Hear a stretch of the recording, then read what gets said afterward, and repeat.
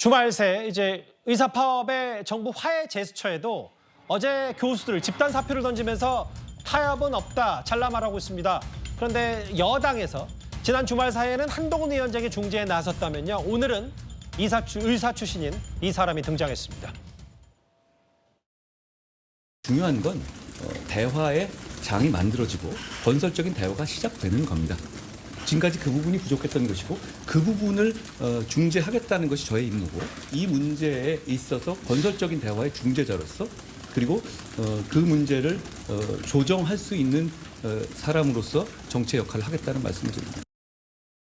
4년 전에 의료 대란 때처럼 전공의가 결국은 돌아오지 않겠냐라고 생각하는 건 정부의 오해라는 점 분명히 말씀드립니다. 올해 2,000명 증원 그것을 고집하기보다는 올해는 객관적인 기구에 맡겨서 먼저 검증된 안을 내겠다고 제안하시기 바랍니다. 이 안을 가지고 의사, 국민, 정부 등이 모두 참여하는 범사회적 기구에서 결정을 내리고 그 안에 따라서 내년부터 점진적인 증원이 바람직하다는 생각입니다. 의사들에 대한 압박 메시지도 분명히 있었는데 이제 다만 이현정 의원님, 네. 안철수 의원의 주장과 방안은 지금 윤 대통령이 의사 증원 2,000명을 이제 밀어붙이겠다고 하고 있는 그 얘기에 그것보다는 이제 범사회 구성 기구 만들어서 점진적으로 그러니까 2,000명을 너무 정부가 고집하지 말라는 취지의 얘기 같거든요. 근데 이제 저 안철수 의원의 안은 내년 되면 또 똑같은 문제가 생겨요. 왜냐하면 지금 의사단체들이 하나로 지금 결집된 게 아니거든요. 의협은 또 보면 개원이 중심이고 또 교수들도 지금 뭐 의견이 갈라져 있고 전공의들은 아예 나타나지도 않고 있지 않습니까? 자, 그러니까 이 문제를 그냥 내년으로 넘긴다고 해서 해결될 문제는 아닙니다. 그러니까 특히 이제 안철수 의원이 지금 지역구에 꽤 의사분들이 많이 사십니다. 그러니까 그러다 보니까 본인이 지금 영향을 많이 받고 있거든요. 그래서 지금 이제 내년으로 넘기자고 이야기를 하고 있는데 제가 볼 때는 그렇게 되면 죽도 밥도 되지도 않나요?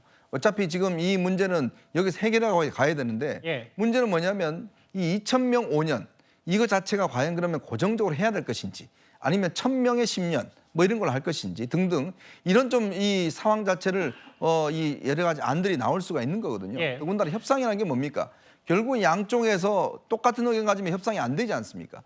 특히 그렇기 때문에 지금 오늘 뭐 대통령은 이제 2,000명으로 계속 가고 지금 학교마다 다 이제 분배가 됐습니다만은 그러나 이 사태가 이제 해결되지 않고 국민들이 걱정이 많으시니까 예. 아무래도 이제 한동훈 위원장 입장에서 보면 뭔가 본인의 어떤 이 협상력을 키우기 위해서는 뭔가 어떤 정권을 갖고 의사단체와 협의하는 이런 이제 어떤 상황들이 벌어진다면 충분히 저는 가능하다고 보거든요.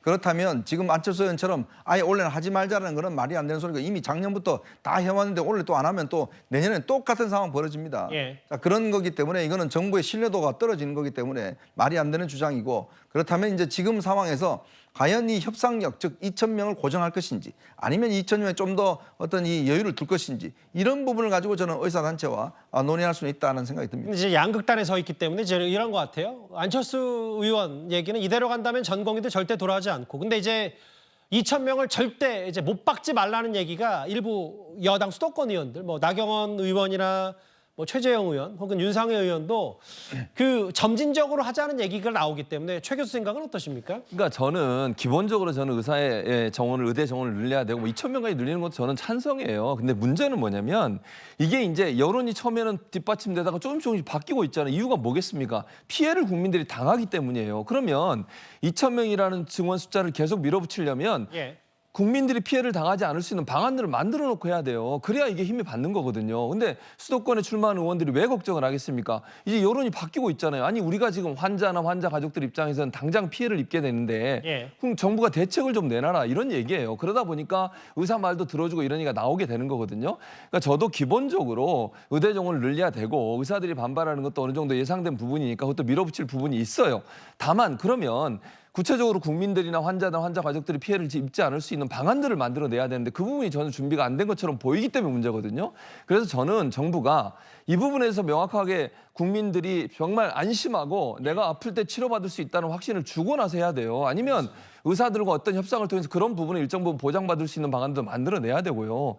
그런 부분들이 보장이 안 되면 한동훈 비대위원장은 상당히 어려운 상황에 빠질 겁니다. 왜냐하면 뭔가 좀 협상을 하려고 하는데 의사들은 반발하죠. 정부는 물러서지 않고 있죠. 중간에 끼어가지고 어떻게 해결하겠습니까 지금. 그래서 만약에 정부가 한동훈 비대위원장 정권을 주려면 협상할 수 있는 뭔가 카드를 줘야 돼요.